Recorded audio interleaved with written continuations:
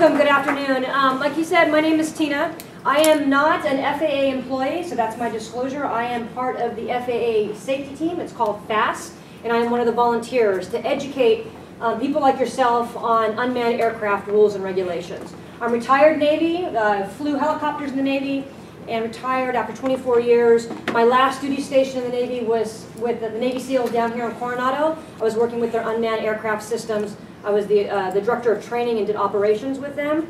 From there, I went to San Diego Gas and Electric, started their program about 3 years ago, and they were the first utility in the United States to get airspace to fly legally, because there's a lot of people flying illegally, to fly legally in the United States for utility operations. So started them conception, did R&D with them, got them operational. Now I'm working with Hawaii Electric, kind of going through the same thing. Have my own small business for UAS, helping people get Section 333, and basically understanding the rules and regulations. They can be confusing, but all the answers are out there. A lot of people like to skate on the gray area of the rules, but to me the rules are very, very clear. So we're going to go through some of those. Here's the objectives. I'm going to try to take about 30 minutes, and then I'll go ahead and answer some questions from you guys. So we're going to discuss what a UAS is, talk about FAA authority, the types of UAS operations, because there's 3 types, public, civil, and hobbyist. Talk about regulations that dictate the registration of small UAS, because that is now a requirement for hobbyists. The provisions of the 14 CFR Part 48 and educational efforts and the points to remember. And then I'll have my contact information on here afterwards if you guys need to email me with any different questions. So this is an example, thanks to you guys to put all the toys out, because I know you guys want to get to the toys, you don't want to hear about the rules and regulations. But, and I understand that, but I need to make sure that you guys understand that you're flying safe. Just, last week I was walking around my park, which I'm 3 miles from Montgomery Field, and there's a kid out there with his grandparents, and he's flying. He's flying illegally. And at first it was okay, he was about 40 feet, and I saw he's having a good time with his fire, and then by the time I got to the house, he was up at 200 feet. And I've got planes coming down, at about 800 feet right over my house. So if something happens where that aircraft goes lost comm and shoots all the way up, or it doesn't come home like it's supposed to, that could obviously be a problem. Now my guess is he didn't have any idea that he was flying illegally. So that's why I'm here to explain to you guys that you can't just walk out here and launch an aircraft. You have to coordinate with Montgomery Field, because we're only 2 miles from Montgomery Field. So I'm going to explain that. This is unmanned aircraft. A lot of people call them drones. I prefer the title unmanned aircraft because drones kind of have a bad terminology. The military's been using the word drone since World War II, but I prefer to call them unmanned aircraft. I'm sorry, would you say that again? Yes. The UA, what does that stand for? So UA is unmanned aircraft. Unmanned aircraft. So unmanned aircraft system, UAS, that's the whole system. So you have the unmanned aerial vehicle, and you have the ground control station, which they also call the RC. So that's the whole thing. If somebody refers to UAV, they're talking about just the vehicle. If they talk about UAS, they're talking about the whole system, which can be a ground control station small like that, or it could be a room this big with lots of monitors, and they're flying them out of another state in Afghanistan. So obviously unmanned aircraft systems can be very, very small, and they can be very, very large. We're right around the corner from General Atomics and Northrop Grumman. They make very, very big UAVs. Good question. Any more questions before we move on? And I talk a little fast, so if I gotta slow down, just tell me to slow down. But I'm trying to be loud for you guys too. So UAS airspace is public space. This is not Japan. In Japan, if you own an acre of land and you want to fly at 300 feet and below, that is your airspace. Anything above a foot off the ground, 2 feet off the ground, 6 inches off the ground, the airspace is owned by the FAA. That's anywhere in the United States.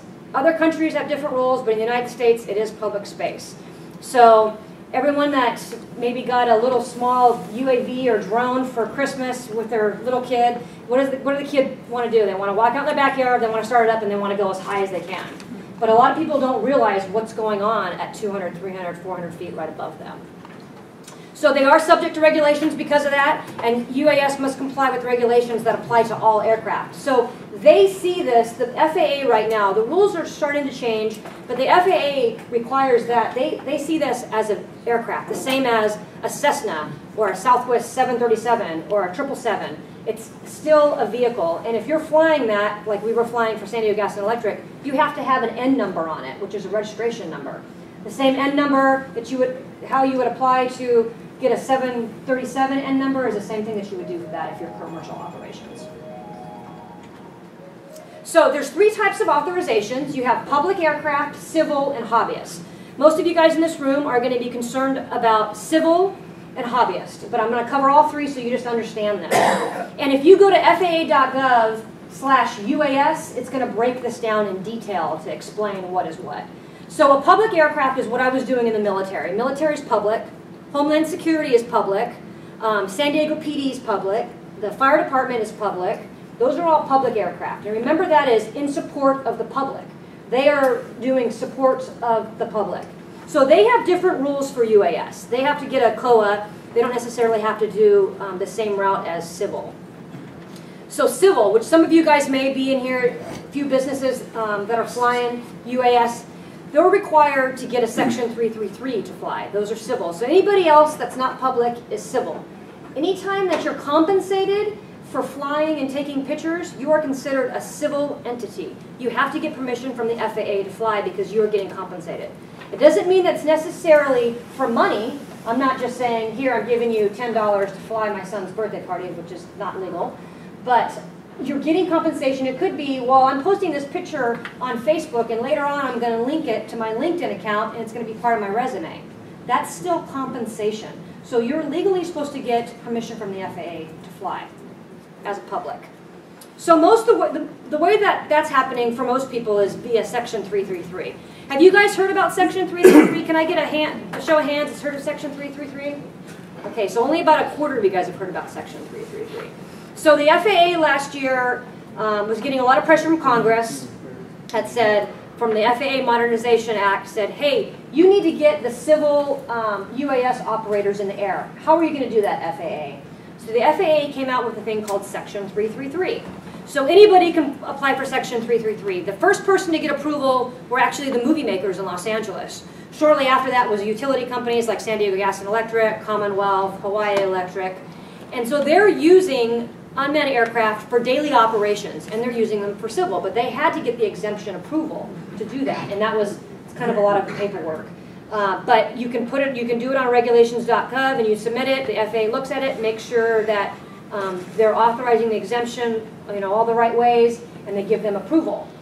Right now, for Section 333 approval as a civil, you have to be a manned pilot, like myself, or somebody that else is a manned pilot. And you have to be current within the last 24 months to be flying. So a lot of people have said, gosh, it's so hard. Why do I have to be a manned pilot to fly these drones, right? Because they really don't relate. Even though I'm a very good manned pilot, I could be a terrible RC pilot.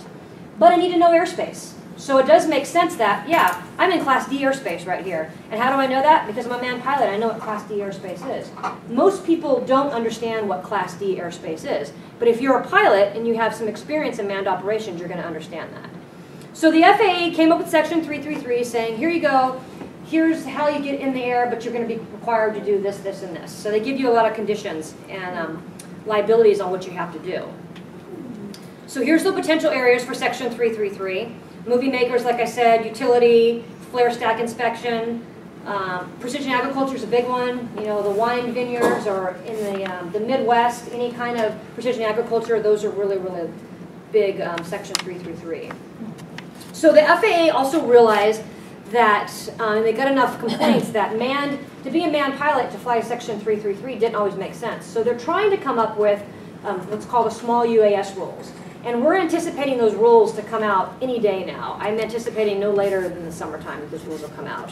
And with those rules, it'll be a lot easier for those of you in this room to get in the air because you're not going to have to be a manned pilot. But you are going to have to understand airspace, understand where you're flying, and you are going to have to take a test. And then you'll be designated as a UAS operator. And then you'll get your little license that says UAS operator. Now, those rules are not out yet, and I can't say what's going to be in the rules or what's not going to be in the rules. But they anticipate that they're going to probably be coming out in the summertime. This is what we're thinking, the proposed small UAS rules.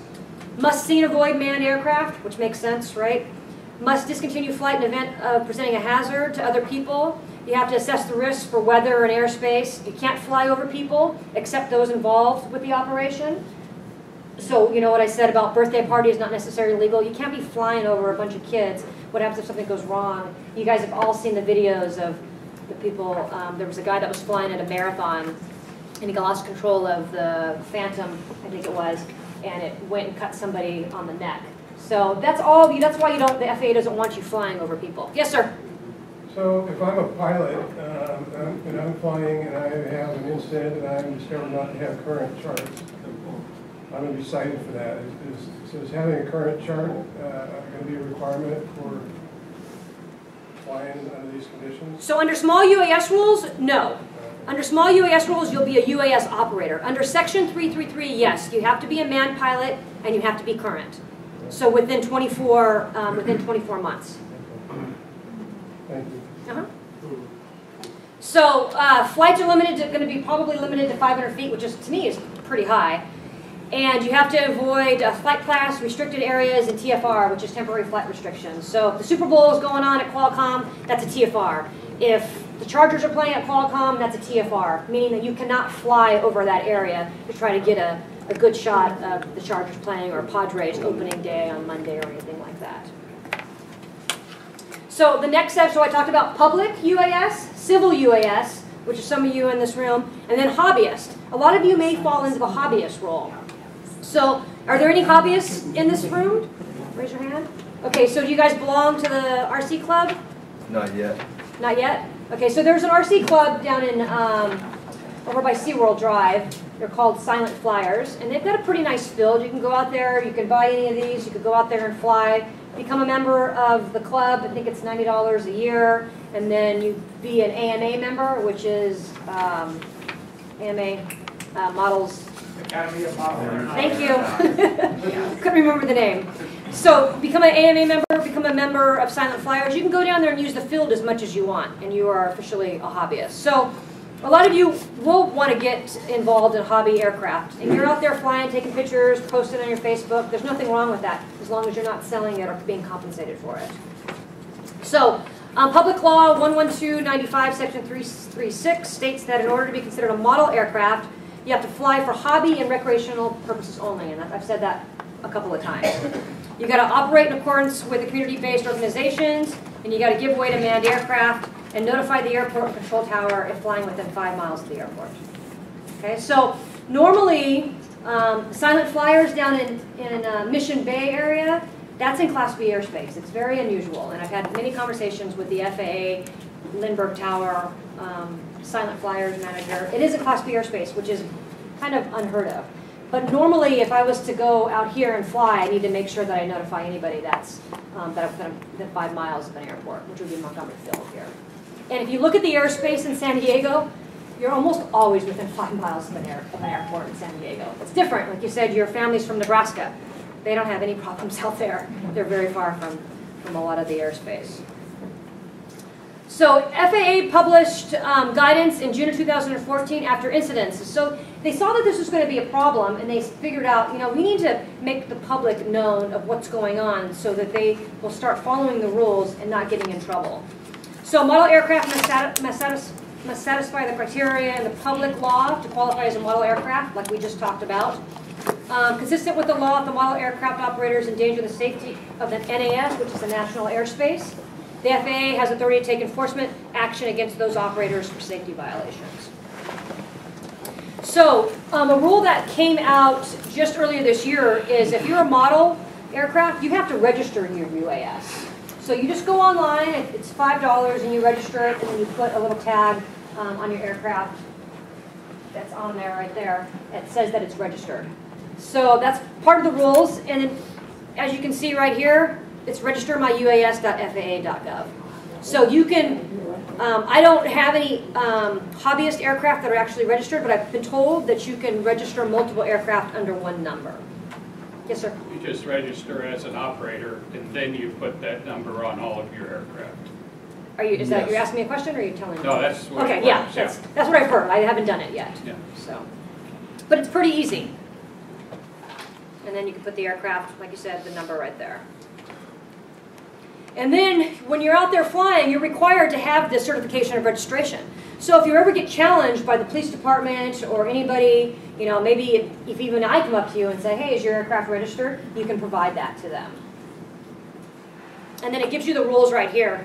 on what to do. This is the most important in San Diego. Never fly within 5 miles of an airport. And I'm going to show you how to determine that because a lot of people's like, what's 5 miles from an airport? Current safety concerns, unsafe UAS operation, reports from pilots in flight of UAS operations near manned and unmanned aircraft. Greater awareness has led to increased reporting. Detailed reports enable the FAA to investigate if necessary. So, you know, Channel 7 News always has something about a manned aircraft saw a drone flying close to it or was a near miss. That's happening all the time because people are not following these rules. Also, during sporting events, like I talked about, if you're flying over the Chargers stadium, that's obviously not a good thing. And then the latest was reports of UAS flying over wildfires. So they had that big fire up there at Cajon Pass, up the 15 freeway on your way to Vegas. Everybody just kind of flies by there right before you get to Victorville. Well, they had that big fire, and the fire was overtaking the cars. People were running for their life. Somebody apparently had a Phantom in the back of their car, and they launched it. And once they did that, because I've talked to Cal Fire about it, once they did that, they suspended all operations. So they didn't want their aircraft up while this drone was out there flying. So you're endangering the safety of other people because now you don't have the aircraft dropping water, you don't have the helicopter out there. So you are not allowed, you know, oh, it's a cool house fire, let me get some cool pictures of that. That is not legal, and you can definitely be fined, arrested for that. It's a huge liability. You know, if, let's say that I had a sister that was in that fire and I found out that you were flying and Cal Fire was grounded because of that, I could come after you and sue you for liability because you weren't acting safe. So just keep that in mind when you're before you launch. So education, compliance, and enforcement, that's what the FAA is doing. The FAST team, the FAA here in San Diego FSDO, was the first in the country actually to go out and start educating people on the rules of UAS. Because all of you guys probably didn't have a clue about public, civil, or hobbyist rules and regulations. That's the purpose of the FAA, is to get out there and make sure that they educate you guys on this. Now, the best thing that I can say for you is the FAA came out with a Know Before You Fly campaign last year. So if you go to knowbeforeyouFly.org, or better yet, you download the app on your iPhone, it tells you exactly where you're at and where you're located and if you can fly in that area. And it's pretty good. I was just looking at it a couple of nights ago, and it says, you know, right, I downloaded it, I click it on, it's using my GPS, it says, caution, you're within 5 miles of an airport. And then I was like, oh, okay, I am. If you didn't know the area, I can get more information. And I click on outside airport restrictions, and it says Montgomery filled, Class D airspace. Tells me exactly what's going on. Then I can go back and say, well, what other airports are around here? And I can click on it, it tells me Sharp Memorial Hospital has got a heliport, they're 1.4 miles away. Scripps is 1.9 miles away. Montgomery Field's 2.7. San Diego International, Naval Hospital just goes on and on and on. So you can definitely understand where you're at. And the Know Before You Fly app is right here, Before You Fly. If you just type in B4U, you'll get that. You can log it on. You can just click on it. You don't have to log on or anything like that. You just have to give them access to your GPS. And then before you fly, you just see where you're at, see where you're located, and make sure that you're flying legally.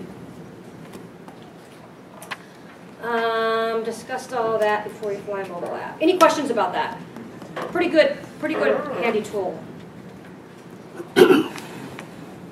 So the no drone zones are currently in, like I said, wildfire, Super Bowl, DC flight restricted areas.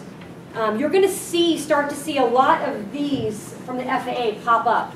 Like in the beach area, that's all within 5 miles of an airport. You're going to start to see these no drone zones there. So to let the kids know, and the adults, not necessarily kids, that you cannot be flying over on the beach area because you're within 5 miles of an airport. So you're gonna see a lot more of these placards come up. In San Diego specifically, Coronado is having a lot of problems. We're working with the Coronado Police Department to educate the people there because they're having a bunch of issues. Not only do you have San Diego Lindbergh, what else do you have over in Coronado? North Island. North Island. Everyone forgets about North Island. That's an airfield, obviously, and it's definitely within 5 miles of anywhere in Coronado. In fact, we had to get permission from the tower to do the hands-on drone test today. Yeah, we were just talking about that, Montgomery Field, yep. So, points to remember before you fly. Do a pre-flight inspection. If you just take that out of the box, right now and you don't really know what you're doing, you're not going to want to just turn it on and launch it. Get somebody to educate you on this. You know, you can go to the RC field and you'll find all kinds of people out there that'll be able to help you. Don't just turn it on, launch it, and try to go as high as you want to go. It's not recommended. Register UAS before you fly outdoors. Fly below 400 feet. If you fly with the club, make sure you're using those rules and make sure you're an AMM member. Like I said, try to take lessons before you fly. You can fly this in your house, too. You can try it in your garage. You know, the FAA doesn't care if you're flying it inside somewhere closed. I would not recommend you do that around your small children because it could end badly. So, especially if you just don't know what you're doing. But you can go into your garage, check your garage. You don't have to have GPS signal. You can launch it up at 2 feet, kind of get used to it. I would recommend you go to the RC field and do it in a bigger open space area, but you can turn it on in your garage and see, get kind of the feel of it. Always fly within line of sight of your aircraft. You always have to be within visual line of sight. You have to remember that. If you cannot see the aircraft, that means a lot of times the aircraft is not getting communications with the ground control station, and you could lose comm. And that happened at the Dallas Stadium. A gentleman wanted to fly over the Dallas Stadium, so he launched it. He thought, oh, I'm going to get some really cool shots. Got up really, really high, went over the Dallas Stadium. He lost comm because he was at a visual line of sight. Can't see each other, can't talk, and then ended up crashing on top. And it got stuck there, and then they confiscated it. I took the video footage from him and stuff like that because the car was inside. So you always make sure you stay within visual line of sight. Don't fly near manned aircraft. Always, you know that. I've been talking about that. 5 miles of an airport. Said that more than a couple times. Don't fly near people, stadiums, or emergency response efforts. Don't operate in a careless or reckless manner. You could be fined, jailed if you endanger people, property, or other manned aircraft. And all aircraft members share the same airspace. That's important. Question? Yes, sir. Say not to fly near people. There Correct. was a case here last year where some guy was on the beach, there was a drone over him, he threw a t-shirt up. Yep, I'm familiar, Because it annoyed him. Yep. And the judge ruled in the favor of the drone operator. I think it was dropped. I was told that it was dropped. So It may have been dropped, but that was his ruling. Whether or not it was correct or not or set a precedent is another story. correct. The question is, what is the privacy issues in relation to drones, people on the beach, people in their backyard? So the privacy issues are not the FAA's concern. The privacy issues are state concerns. So the FAA doesn't, they are safe for airspace. The privacy is a state regulations.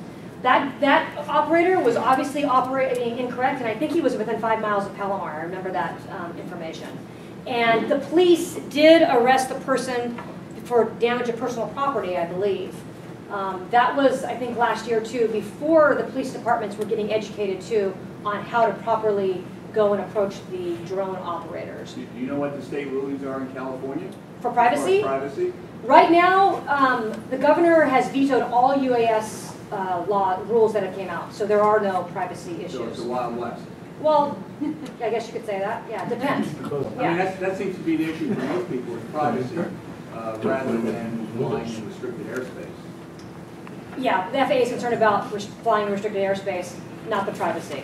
So you're not going to get, I understand people are concerned about the privacy, and if you're in the backyard taking pictures or whatever the case may be, and there are definitely concerns when it comes to law enforcement, because I know that a lot of law enforcement people are looking at buying drones for their departments. But you have better and bigger cameras on helicopters right now that are videotaping the back of your backyard Not too. $1,000 So to put up a unit that'll take somebody's picture 100 feet up. correct, yeah. And I don't have the answers for privacy. I don't care if you're taking a picture in my backyard, honestly. Sorry, Teena. Yeah, go ahead, Randy. Randy. To start creating laws based on a specific technology when the same law does not apply to a telephone or binoculars or a telephoto lens. Yeah. So that's one of the arguments right now. What's happening is there is a protocol really that people are developing amongst themselves. We don't really want to go fly over somebody's backyard. Mm-hmm. It's just not right. It's like bringing your cell phone into the public bathroom and taking pictures. So it's developing. It's a work in progress. There are a lot of slippery slopes out there about, say, like flying over personal property. Airliners, helicopters, balloons, all fly over personal yeah, property. and We can't go down that road right now. In this, But not below 500 feet. Well, the state's, Aircraft and all that. so the state's required to come up with some rules and regulations, but the cities have actually come up with other stuff. So if anybody's a Poway resident here, Poway says they can't regulate the airspace, but they can regulate the ground. So Poway had said that you will not launch a drone in Poway, ever. So that's how some of the cities are coming up with the answers for the privacy and the issues. They can't regulate the airspace because that's the FAA's job, but they can regulate the ground. So there's an ordinance in effect in Poway that says that you cannot launch a drone anywhere in Poway. So then people were saying, well, we can put it in the back of the truck. No, it's not any of that stuff. You cannot launch. So go ahead, sir. But I thought there was an FAA rule that said you can't fly over people. So does that mean There is. airspace directly over me, nobody can Yeah, fly you're over? legally not supposed to fly over people. Correct. And that's Yeah. federal law. Yeah, that's for the FAA. So the drone operator should have been the one, and that was a year ago or so. You know, the rules and the regulations and the technology is changing daily. And you know, I could talk to an FAA rep that works in San Diego, but may not be an expert in UAS law. Not all the FAA members are working in the UAS realm. So, but yeah, no flying over personnel. Sir. As far as the privacy issue, it seemed to me to be like any other pictures, if you're going to use it, you got to have a release. Correct, and that's what they were just saying over here. You know, there was a person just arrested for taking pictures in a bathroom, a couple weeks ago or something like that. Same thing, same thing, same rules. I would imagine apply. I am not an expert. I am not a lawyer on the privacy. So. On one of your slides, you mentioned don't fly over stadiums, and you had like 30,000. Was that a number, a size that's critical? Like, can I fly over a high school? No. So if there's because you're flying over people, if you're flying over a stadium, like high school football games. So technically, you could be, off to the side. And what if it's completely empty? Can I fly over Qualcomm if it's closed? Well, do you have permission from Montgomery Field? Okay, pick one that's... So I don't, that's the whole thing, and it's private property, and what are you doing with those pictures? That kind of brings us back to... He was asking if you could fly over a stadium if it was empty. So the FAA is concerned if the TFR is in place. So if there's people in the stadium, opening days at Petco, you definitely can't fly over. If you're just going to go fly over a stadium out in the middle of nowhere just to take pictures... so it's not the stadium per se, it's the people... It's the people that are in there. And then also the temporary flight rule, the TFR that's in place. Because, any kind of major event or anything like that. Okay? May I ask, Will, Sure. have there been any incidents, I understand the concern, but somehow it seems excessive to me. And have there been incidents where people have been, bicycles riding through a crowd. I had a friend who got 50 stitches when he got run over by a bicycle. Mm-hmm. And we don't say you can't ride a bicycle within 100 feet of anybody. And I guess I'm just concerned that this sounds like, the government doesn't know how to deal with it, so they latch a lot of laws on it. The other thing is that the likelihood of a half-a-pound plastic drone doing a lot of damage is very different than a 45-pound commercial drone that could actually take out a helicopter. I'm thinking that if any of these things ran into an aircraft, one of the small ones I'm talking about, some of them are 6 ounces, some of them are 4 ounces. It's just going to splash into a million pieces of plastic, and it's going to be a lot less impact than a bird. And I guess I'm just concerned that this blind acceptance of all these rules, and I understand the FAA is in charge of things, but it just concerns me that this is just government looking for problems, trying to legislate its way around a lot of things. And I'd like to hear if there have been, I saw where one guy at a concert in front of 50,000 people stuck his hand up and some famous performer ended up with 20 stitches on his hand. Yeah, you're not supposed to do that. But I guess I'm thinking, first of all, don't be an idiot and grab a moving drone. Yeah, you and can then say, also, don't be an idiot, but there's a lot of idiots. There's a very big difference between, the smaller and smaller I agree. Toys that weigh 3 or 4 ounces. And you can just grab them, they won't do anything to you. Well, I don't know about one of these Phantoms, that's probably going to do more. But then also, you do have big commercial drones that weigh 40 pounds and carry Canon, 5D Mark IIIs. And yeah, that'll chop your hand off. So I guess I'm just wondering if the government shouldn't be paying more attention to the reality of the size of the aircraft and what it's doing. And then also as consumers, if we shouldn't question some of their rules that come down without, not just accept them all and actually just stop and say, well, does it make sense to really make a big deal about a 6-ounce unmanned vehicle flying over a big crowd? It's probably not going to hurt anybody more than a baseball bat flying through a crowded baseball game. I mean, there are small risks in life. Yeah, I understand, and I'm not sure if you have a specific question, but I can answer under, so there's a rule that the FAA is looking at coming out. It's called the micro UAS rule. That is not approved yet, but that's for 4.4 pounds and below. And there's a small UAS rule, which is going to be 45 pounds and below. So the FAA does realize, the problem is, like any of us in here, I mean, worked for the government for 24 years.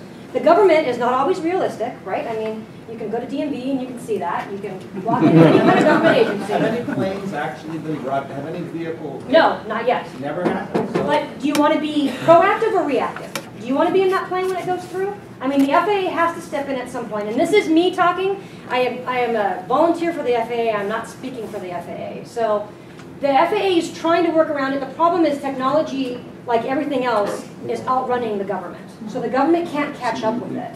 But there are stuff in place. They can't just change the rules and one person sign it and all of a sudden it's rules for everybody. It has to go through, the Department of Transportation. It has to go through all that. So they are working it, but right now there are no rules. The same rules for a 1-pound drone are the same rules for that one and a 45-pound drone. So, but there are the small UAS rules. They came out and they were available for public comment. And that's where you were able to go out and make your comments and submit them to the FAA to get your word here, to let them know. Okay? Thank you. Go ahead. The other day, a couple of slides back, you showed a no drone zone Correct. sign. Uh-huh. Is that for USA only, or is that an international no drone? FAA doesn't care what you do overseas. Gotcha. Go fly in Japan, 400 feet and below. Canada has a lot easier rules. They've been doing it for a lot longer. The FAA is only for NAS, which is national airspace. Perfect.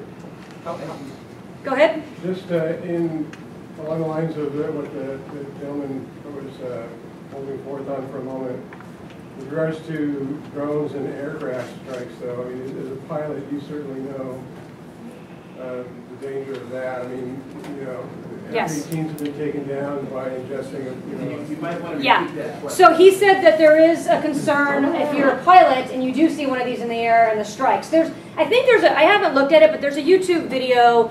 I think Boeing did a test and took one of these through an engine to see what kind of damage it would do.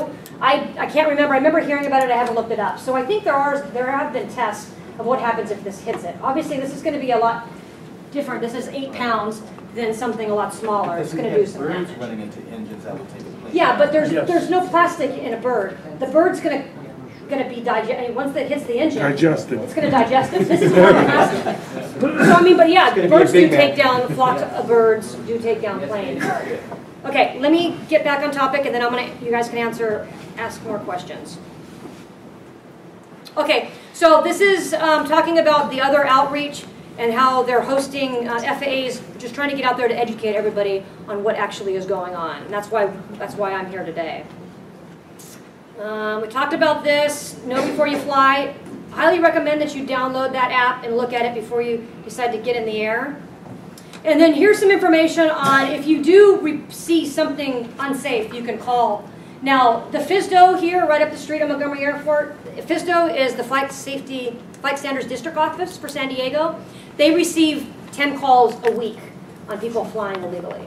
So there's a lot of people out there. Now, they obviously can't be knocking on doors all the time, and it's hard to catch somebody in action, but they are receiving a lot of calls. And to me, they have better things to be doing than having to be the drone police. I mean, a lot of you guys heard about the accident that just happened on the 15 freeway with the Cessna that just went down. You saw it. So the FAA should be investigating that stuff, not, Joe Schmo, 14-year-old that's flying at Pacific Beach illegally. Here's my information. If you guys have a question, you can email me. I will definitely answer you. Make sure you tell me who you are, and because if I get you might go to spam or something. So make sure you tell me who you are and all that stuff. Sir? Did you cover LOAs and COAs and when you might want to go with the... No, that's the next slide, actually. So, did you have a question back there? Okay, so this is an extra bonus slide that I put in. This is not the FAA slide. This is something that I put in. So this is the no-fly zones in San Diego. So if you're looking at it, you really can't fly anywhere in San Diego, right? All the orange area, you can't fly. But if you go out to East County, you can fly there. This is the big area. And I received this here. So if you guys go to this website and you click in, if you're a recreational, it'll show you the 5-mile orange zone around all the airports. Okay? So can I actually, this is a PowerPoint slide, right? Correct. So could I download this to send to the members? Yes, I'll email it to you. Okay. Yep, I'll email it to you. You guys can have this. And then, just one second. This is kind of a bigger version of all the areas in San Diego that you're not allowed to fly. And then this is down in the area that we're currently at now. So the question over here was about COAs and LOAs. If you have Section 333, you're given a blanket COA, now it's 400 feet and below, to fly anywhere in the United States that you want to, if you have Section 333. If you are within 5 miles, but you've got to stay within 5 miles of an airport. So if you're within 5 miles of an airport, then you have to apply for a COA. And I'm not going to get all the details about COAs because that's a whole nother presentation. But if you What is COA? COA is Certificate of Authorization. If you go to this website here, all the answers are here. It's amazing to me how many people don't read this, how this information, the FAA has been really, really good about updating the website. So you type in FAA UAS, it's going to come to a website. Let's see. This is the beginning, I just clicked on it. This is the Unmanned Aircraft System website. You scroll down, here's the different types of operations. It talks about all of them. If you go into civil, it's going to talk about COAs. After you get your COA from the FAA, then you have to also have an LOA, but that's the tower's responsibility. Who controls the airspace over national parks? FAA. As far as... I know some of the parks, like Yosemite, have outlawed drones. Yes. But I don't know if that's a universal policy or that's a park by park. So in the Section 333 that you get approval for, one of the, there's like 24 conditions in there and limitations, and one of them says no flying over national parks. What about California state parks? That's different. Yeah, and that's not, it says national parks, it doesn't say state parks. So all national parks are out of bounds? Yeah, and you could, though, as a hobbyist, if you walk into a state park and you fly, you might have a park ranger ask you to put that on the ground. What is the rationale for not allowing people to fly in the national park? Well, you also have wilderness areas in there, too. So you've got environmental concerns. So, as a helicopter pilot, if there's an environmental wilderness area, in a helicopter, I couldn't go below 3,000 feet. 3,000 feet on that. Go ahead. If you're doing this professionally, is it possible to get a permit to make exceptions for some of these rules? So under Section 333, professionally, you're saying a civil? No, well, let's see. No, you'd actually have to be a pilot in order to... Right now, you have to be a pilot. Somewhere. Correct. No, where normally you're not allowed to. Yeah, so you have to be a pilot right now to have Section 333, and then they're going to give you those conditions and limitations. You can go back and you can ask the FAA for an exemption for anything. You can ask them for an exemption for not be a pilot. I don't think they're going to say yes, but you can ask them. And it's going to take them 8 months to answer you right now because they're inundated with the Section 333 exemptions right now. It's taking. So to get a Section 333, you have to go to regulations.gov and get on the docket. You put the paperwork in to get on the docket. The FAA, originally when they started this, they said that they would answer you within 120 days. Right now, it's taking 120 days to get on the docket, and then another 120 days for them to answer you. So that's the government at work right now. Sir? How far does the federal airspace extend past the coastline, and does it cover territories as well? International airspace, I think it's 12 miles, pilots in here. Yeah. 12 miles, is that right? Yes. See, that's a good one. It's been a while since I've had to deal with that. Restrictions. Sorry, say again? You know, any restrictions about aerospace that you have to be aware of. That's also listed on airmap.com. Okay. As well as also on airmap.com, they have temporary temporary no-fly zones that pop up and down. Yes, on that website that I had, there was temporary flight zones that pop up, which is That pretty includes cool. wildfires, big Yeah. football games, sports games. Yep. Restricted airspace, Camp Pendleton, Miramar, President. Whatever. Sir. How is altitude determined?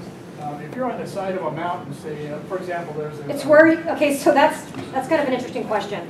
Altitude is AGL, above ground level. So I can launch from a mountain and I can be at 10 feet. But then I go over the mountain and I'm at 100 feet. It's AGL, so I'm at 100 feet. Not what my ground controller says. Okay, well, there's a famous hill climb in Colorado, Pikes Peak, which goes up to 14,000 feet. And if Yeah. you're at 8,000, does that mean that you can't fly your drone, or is it from where you are? It's from AGL, from where you are, above ground level. So if you're at the top at 14,000 and you launch, you're not at 14,000 10 feet, you're at 10 feet AGL. You're at MSL 14,000 10 feet. And it's not where you are, it's where the drone is. It's where the drone and where you take it to, yes. So that's a lot of gray area that people are pushing to. So that's you have another The question. second part of my question was, does the FAA cover territories in the United States, such as Guam and Puerto Rico? I think so, but I don't know. I'm thinking if you fly in Puerto Rico, though, no one's going to say anything, but I don't know. But I don't. That's a good question. I'm sure they do. Guam, Puerto Rico, yeah, I'm sure they do, but I'm not sure. I would have called them in English. Okay, a couple more questions, and I know we got to wrap up. You guys have a busy schedule. Is there like an insurance that you can get? Because I noticed like the Best Buy was like offering insurance. Like I tried to do it for AMA or something like that. You get like that. So as an AMA member, you are covered so amount of insurance as a modelist. You'd have to look at the fine print for AMA.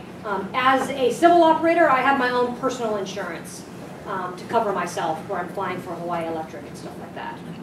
Yeah. Just like anybody else that has a small business, because you need to cover yourself.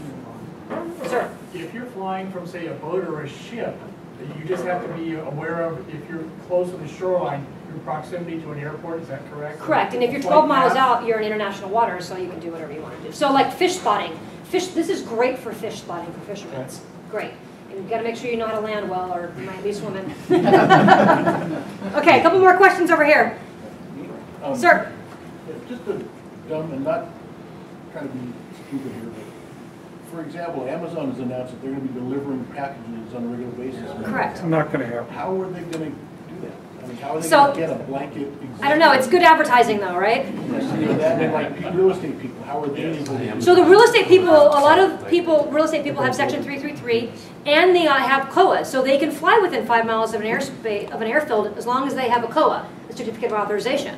Okay, so they've actually, technically they've actually done. They've done all the work. They should have. So like if I wanted to fly over here, I have a COA, I can do that. And I don't need to get higher than obviously 50 feet and below, because how many houses are 50 feet high? So those are actually getting approved. Realtors are flying. And you have to have permission of the property owner too. So that talks about the privacy. Sir? As for Amazon, I understand they're still working on getting permission. Yeah, they do not have, they have permission. They're flying overseas successfully. The latest I had heard, actually, was pretty interesting, is that Amazon is coming up with their own air traffic control system. They've teamed up with Google, which is, I think, pretty amazing, and you might want to buy stock. So they are going to work, so there's a new air traffic control system that's coming out for manned aircraft. Well, they want to do something like that for unmanned aircraft. And that's how they're trying to justify it, because I can't see them flying around downtown San Diego, deliver me a book. You know, I can't see that. Not right now. In the future, you know, it's different. It'll be different. Okay, 2 more questions and then that's it. Or no more questions. Okay, no more questions. I do have one. Sure. Do you think it's smart to initiate a 333 exemption request now, or just wait for the new rules? Go ahead, you want I was just in a workshop with FAA 2 weeks ago, and advised by the guy, can't remember his name right offhand, who was in charge of UAS. He said at this point he would probably recommend against starting the whole process if you're starting from scratch. Like Teena said, it's any day. They're hinting that any day things are going to change a lot. Yeah. Yeah, so when the small UAS rules come out, for all of you guys in this room, it's going to be really easy for you guys to get certified But it's going to take some time. Once it actually goes into place, it's going to take a couple of months for the FAA to come out and say, okay, this is where you're going to go to get qualified as a UAS operator. But it's going to take some time. That's a lot of pictures. Okay, you guys have my email address. Please, if you have any questions, like I said, I'm a volunteer for the FAA. I don't do this full time. I do this volunteer. Send me an email and I'll answer you guys. Good job.